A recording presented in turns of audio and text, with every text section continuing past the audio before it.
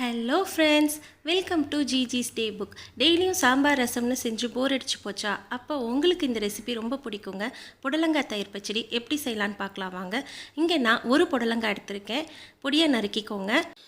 ஒரு பேனில் 3 டீஸ்பூன் எண்ணெய் சேர்த்துக்கோங்க. காரத்துக்கு 5 பச்சை மிளகா நல்லா கலர் மாறுற அளவுக்கு வதக்கிக்கோங்க. அதுக்கப்புறமா 1/2 இன்ச்சு இஞ்சியையும் அதோடு சேர்த்து வதக்கிக்கிட்டு நறுக்கி வச்ச புடலங்காவை அதில் சேர்த்து நல்லா தண்ணி விடுற அளவுக்கு வதக்குங்க. கூடவே தேவையான அளவு உப்பு சேர்த்துக்கோங்க. கூடவே 4 முந்திரி பருப்பையும் அது கூட சேர்த்துக்கோங்க. உப்பு சேர்த்ததுக்கப்புறமா கொஞ்சம் கொஞ்சமாக காயிலிருந்து தண்ணி விட ஆரம்பிக்குங்க. அதுவே காய் வேகிறதுக்கு தேவையான அளவு தண்ணி அதில் கிடைக்குங்க.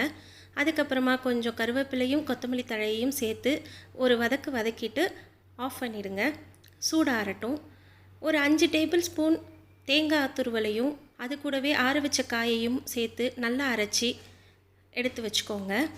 அதுக்கப்புறமா 1/4 கப் கட்டி தயிர், ஃப்ரெஷ்ஷான தயிரை அதில் சேர்த்துக்கோங்க. நல்லா கலந்து விட்டுக்கோங்க. அவ்வளோதாங்க, நம்மளோட பச்சடி தயாராகிடுச்சு. இந்த பச்சடியை சூடான சாதத்தோடையும் சேர்த்து சாப்பிட்லாங்க. அது மாதிரி சப்பாத்திக்கும் நல்ல ஒரு சைட் டிஷ்ஷாக இருக்குங்க. ட்ரை பண்ணி பாருங்கள்.